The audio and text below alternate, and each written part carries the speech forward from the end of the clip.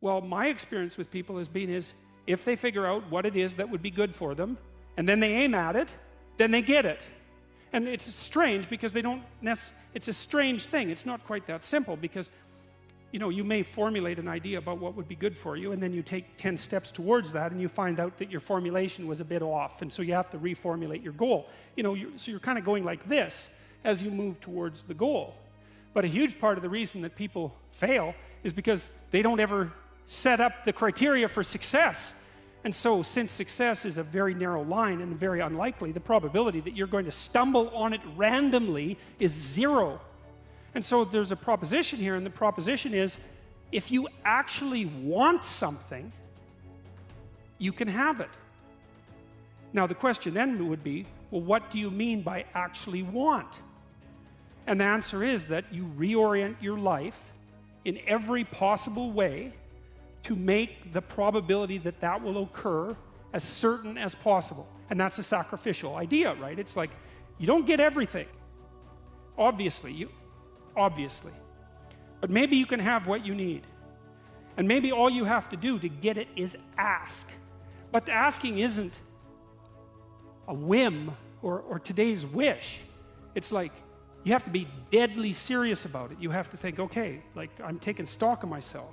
And if I was going to live properly in the world, and I was going to set myself up such that being would justify itself in my estimation, and I don't mean as a harsh judge, exactly what is it that I would aim at? Listen, getting successful, whatever you consider successful, if it's rich, whatever, it's not a magic trick.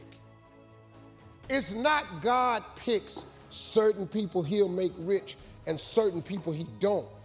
He gives all of us as his children the power of choice. You have a say-so in that. You can decide to be rich, and with God's help, it's highly doable. You get to decide if I'm gonna be rich, poor, mediocre, plentiful, happy, sad. You have a decision to make. Now let me teach it to you. You grab your remote, you press the power button. What do you expect to happen?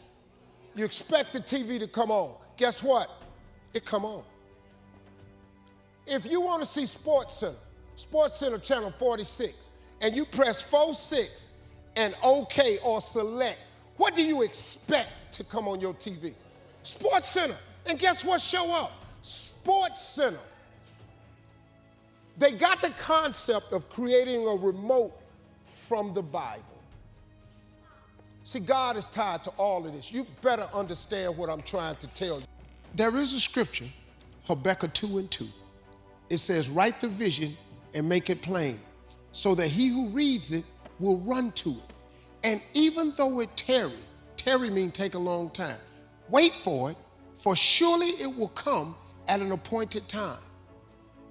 Now you have to understand something. It's not going to come when you want it to come. It comes at an appointed time. That's the trick. But the appointed time is what throws people off.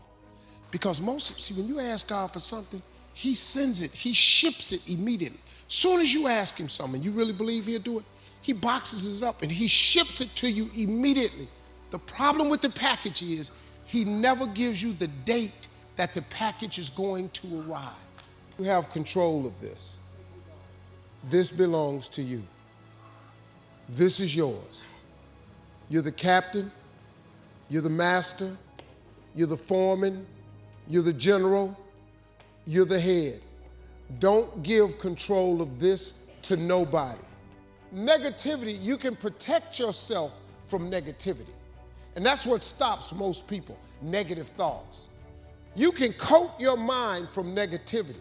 It's a real simple exercise to do. I do it every morning before I walk out the door. So I walk out as a positive person. I get tired sometimes. That's different from being negative, because I get mentally drained from my job at times. But to coat your mind from negativity, the way you can put a coating around your mind is with one simple thing: gratitude. Gratitude erases negativity. I'm gonna show you how this works. If you wake up in the morning and you start having negative thoughts, man, this ain't my day. I woke up on the wrong side of the bed. I'm tripping, I just don't feel myself. Every time you feel, in the middle of the day, if you feel yourself doing that, stop, just stop for a second. And start going over in your mind everything you have to be grateful for. Not everything you want, everything you already have. Because what you have is substantial. You just haven't gone over the list and taken inventory in a long time. But the fact that you can walk, that's a blessing. The fact that you woke up, that's another blessing. The fact that you can see, think, reason, that's another blessing. The fact that you can go somewhere and get yourself something to eat, that's another blessing. The fact that you can go and turn the key and call someplace home, that's another blessing.